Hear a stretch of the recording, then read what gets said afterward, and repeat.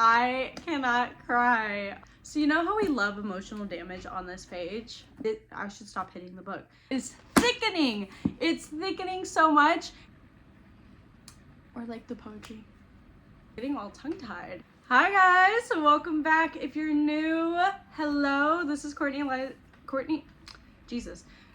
Library, where we talk about books and get cozy and read together and all that kind of fun stuff.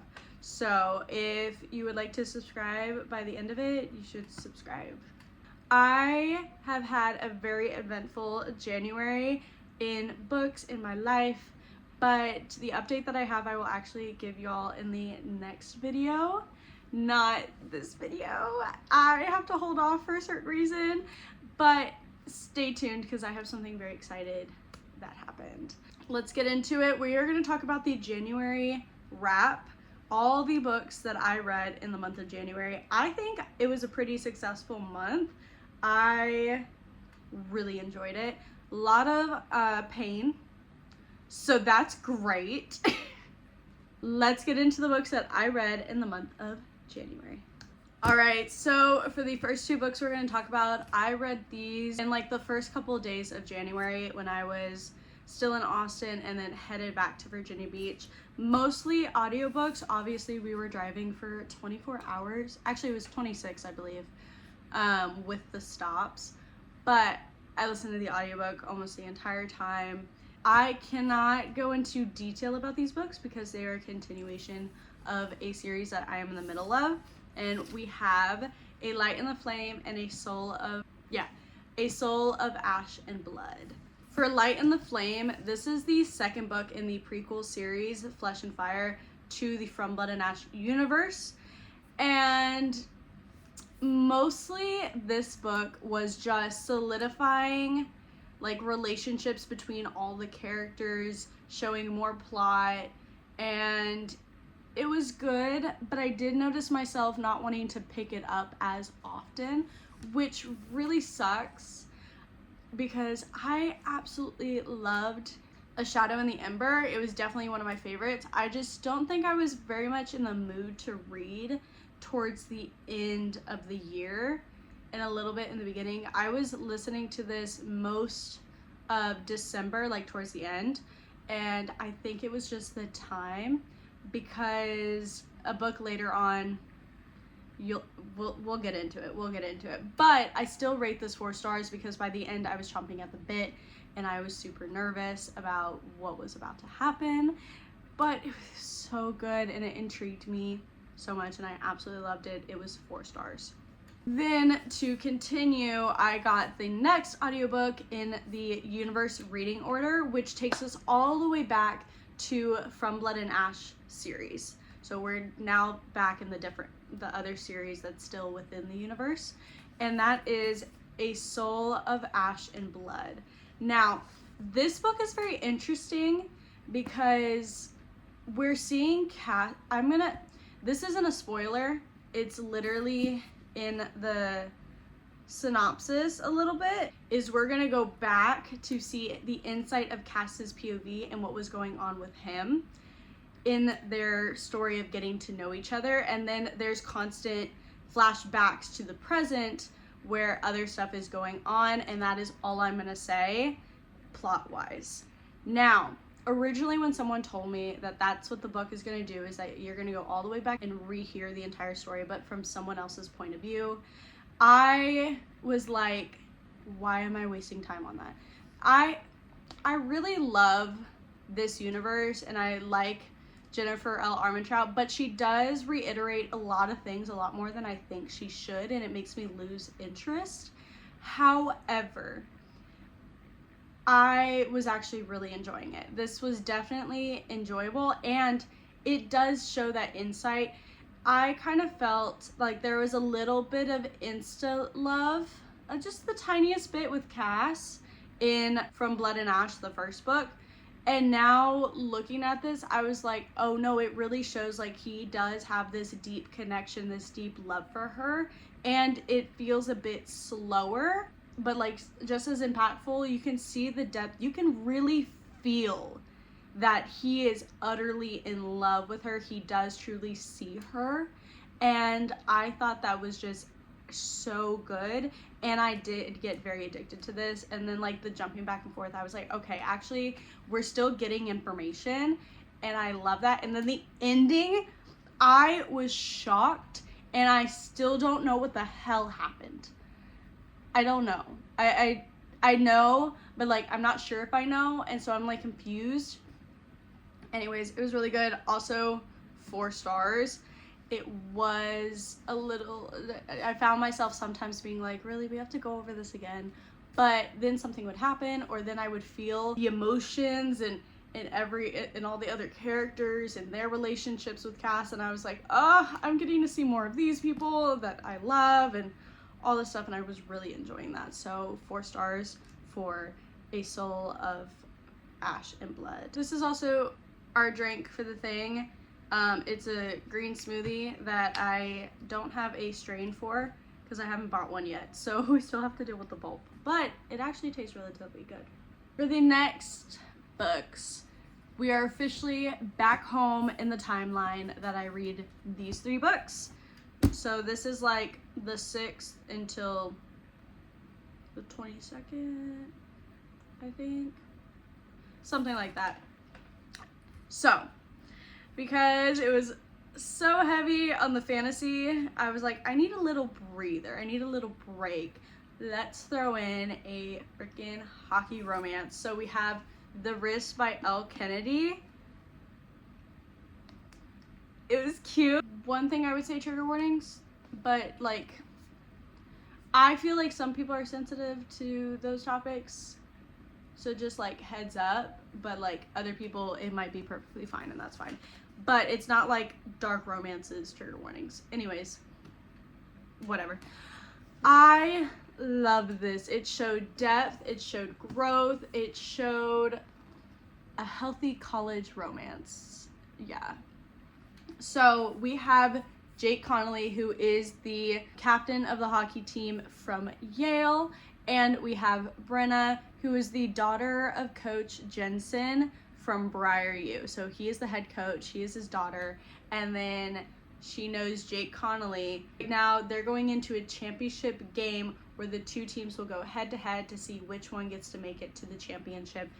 Everything is on the line for them, whoever wins. And you get so much of Briar U's team dynamics and Yale's dynamics, and kind of the clashing between the two in this very high stake game and the lead up to the game. And there is definitely, for Briar U, obviously we're following Briar U's hockey students in the entire series.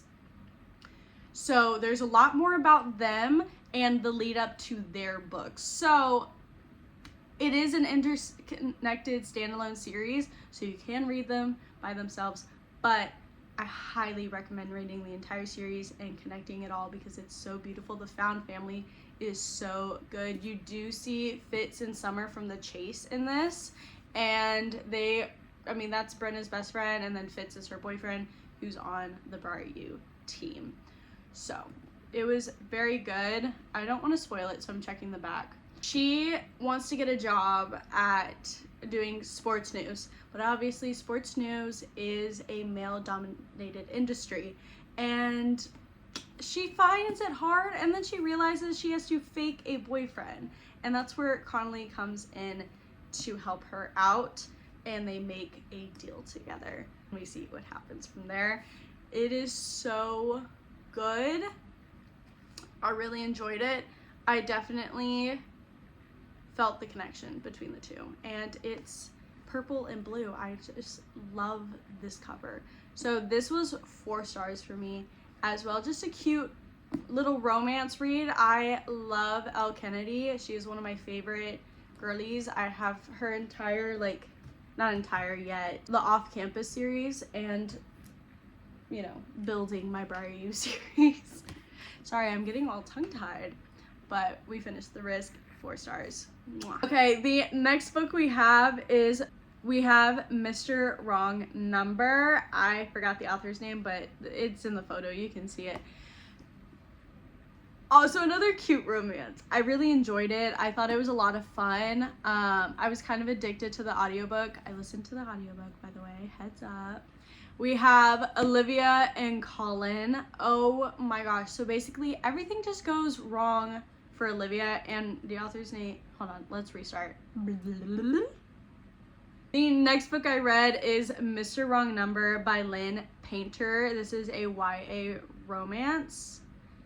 I don't think it gets spicy. It's like a slight open door spice kind of thing. But I really enjoyed the audiobook. It was a little addictive. So I finished it, I believe, in like one day. So just letting you know. We have Olivia and Colin. Olivia is a journalist who had some incidences happen recently, causing her to have to move in with her brother and his roommate. Turns out his roommate is his best friend from high school, Colin. And Colin and Olivia don't exactly get along. But while all of that is happening, she gets a mysterious random text from some guy asking a question, and it turns into a very salacious, steamy messages thing. But little does she know who Mr. Wrong Number is. And that is all I'm gonna say. It is so good. It was hilarious. There was sometimes that someone got on my nerves. I will not specify on who, but someone got on my nerves. So because of that, it is only a 3-star. I was really enjoying it. I really liked it. Someone got on my nerves a little bit, but that's not really why I'm bringing it down. It was just for the vibes. Just for the vibes. And it was good and I enjoyed it, but I probably will forget about it by the end of the year. So it's only going to be a 3 stars from me, but I really enjoyed it. Oh, and this book is from the Spin the Wheel, so we'll be able to officially take it off of the list. So yay, that's so exciting. Ooh, our first book off the list for the year of 2025. Or like the poetry. Okay, next is we have one of my favorite authors. Y'all should know her name by now. We have Miss Katie Roberts. This is the, I don't even know how many books, hold on. 6th book in the Dark Olympian series, and oh my god, the plot line is thickening. It's thickening so much, and I was so like, huh, what, huh, ah, oh my gosh, oh my gosh, oh my gosh, oh my gosh. It's getting so thick. It's getting so good. I'm absolutely loving this series. And the steam, and the, ooh, it's so good. So good. So, before I go any crazier, this book is about Eurydice, Charon, and Orpheus. This is an MMF romance, so if you do not like that, avoid it. Don't read it. I don't know what to tell you. Just ignore me on this. If you do like to read that, or you want to try to see if you like it, here you go. We have Midnight Ruin. We have Eurydice, who is the youngest daughter of Demeter. In all the other books, we've met all of her siblings, and she's always seen as the one that needs protecting, but now she wants to take a bigger role in Olympus. So that's all I can say, actually. I can't say anything else. And then we have Charon. This is Hades' second guy of the lower city. Like, he helps with everything, and he is also charged as Eurydice's bodyguard. So they have been set up together for a year. He's been protecting her and becoming her best friend. And before all this happened, she had a big breakup with a guy named Orpheus. Now, some of their storyline is in the other book, so I'm not going to talk about it very much. But basically, they have this big breakup, and Orpheus did something not good. So, there is a lot of penance. What's the word I'm looking for? Groveling. There's a lot of penance and groveling from Orpheus in this book to Eurydice, and Eurydice is actually taking charge for once. And I love a girl who finds her voice. And I love a man who supports her finding her voice. This was so good.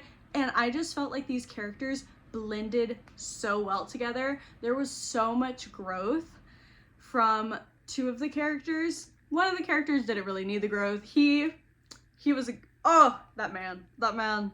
Anyways, it probably spoiled it, but you know, maybe not. Who knows? I'm not gonna say anything. But it says 3 hearts, 3 futures, countless ways to get it wrong, but with the enemy slipping through Olympus's, I can't tell you that. A trio of broken hearts will be the least of these lovers' worries.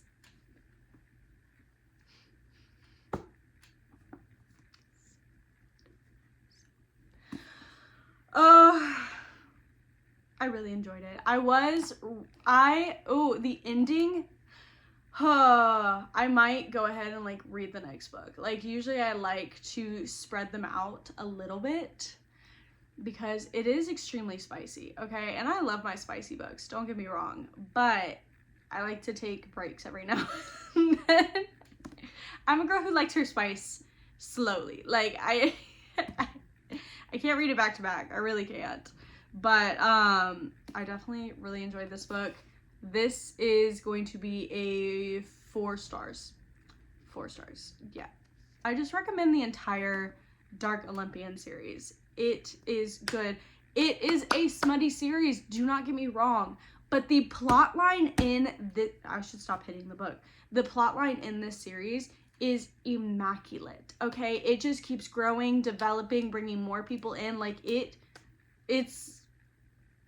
I can't spoil it. I can't spoil it. I promise. I'm gonna stop talking about it. We're gonna move on to the next book. Okay. So you know how we love emotional damage on this page? Well, the next book was plenty of emotional damage. We have Winter Garden by Christina Hanna.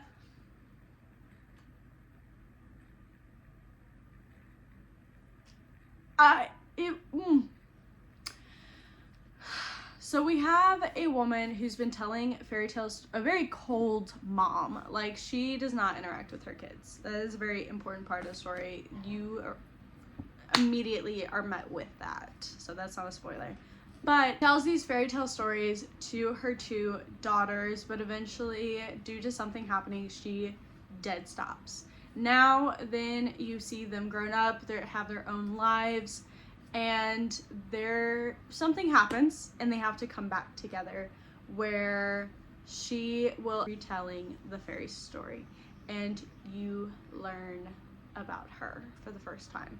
In 1941, Leningrad was a magical city besieged by war, and then that storyline, and then you have 2000s where she's retelling the story, and her daughters Meredith and Nina are hearing the full story for the first time ever.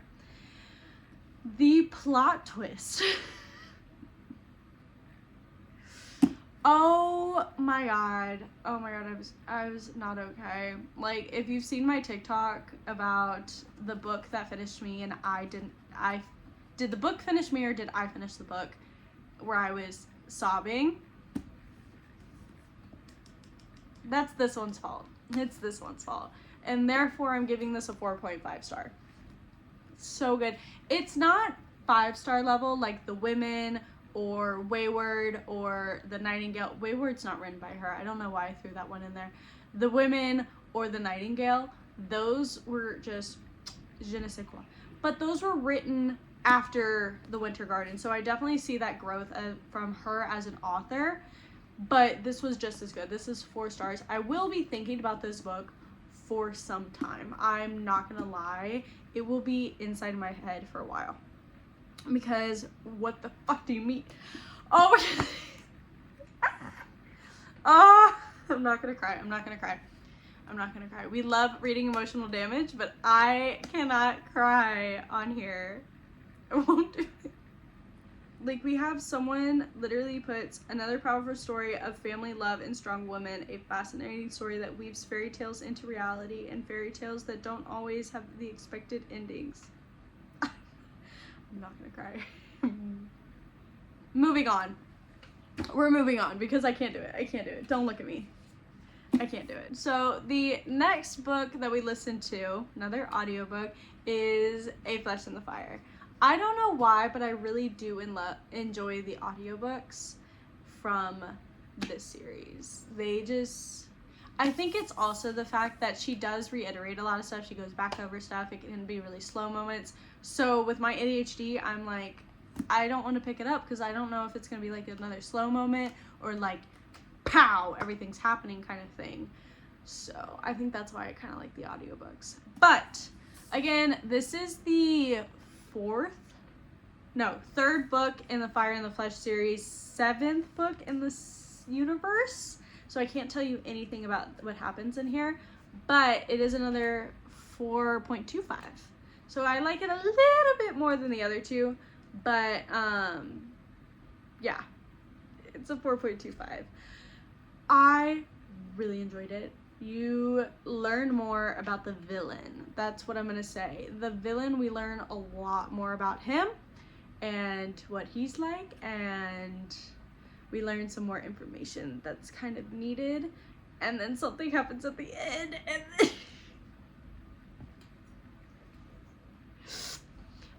really good, guys. Y'all should definitely read this series. You know, I know it's a commitment, but y'all should read it. Yeah, that's all I can actually say about this. It's literally all I can say. I can say what's on the back. The only thing that can save the realms now is the one thing more powerful than the fates. Okay, give you a little hint. But yes, A Flesh in the Fire. That is it for the finished books of the month. And I just realized that the two I put up, I'm gonna have to pull back out. But that is it for the finished books of the month. However, we are 58% done with Heartless Hunter, and I hope to finish it today. I literally have 3 hours left.